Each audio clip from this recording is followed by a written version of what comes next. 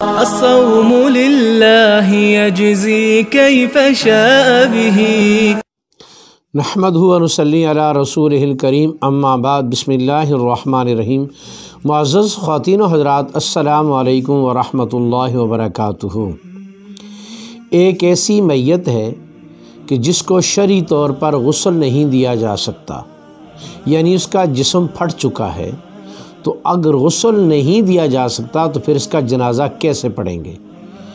تو اگر میت کا جسم پھٹ گیا ہے، غسل کے قابل نہیں رہا، تو اب اس کو تیمم کروایا جائے گا۔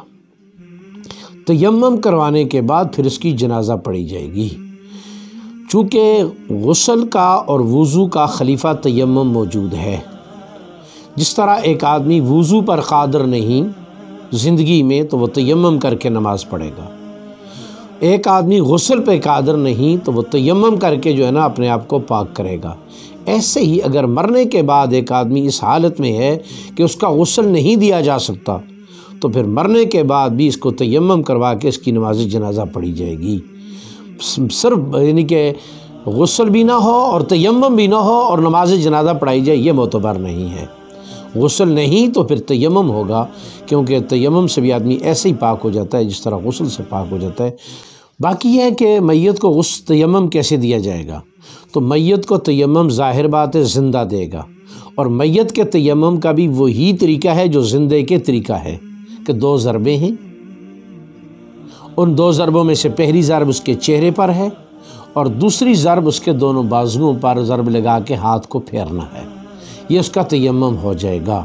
جیسا تیمم وضو میں ہے، وہی تیمم غسل میں بھی ہے۔ جو طریقہ وضو کے تیمم کا ہے، وہی طریقہ غسل کے تیمم کا بھی ہے، اور وہی طریقہ میت کے تیمم کا بھی ہے۔ اب صرف فرق اتنا ہے کہ زندہ اپنا تیمم خود کرے گا، اور مردے کو اس کا کوئی عزیز رشتہ دار مسلمان جو ہے نا وہ تیمم کروائے گا۔ جس طرح زندے کی 2 ضربیں ہیں، اس طرح مردے کی بھی 2 ہی ضربیں ہیں۔ اللہ تعالی ہمیں سمجھ کر عمل کی توفیق نصیب فرمائے۔ السلام علیکم ورحمۃ اللہ وبرکاتہ۔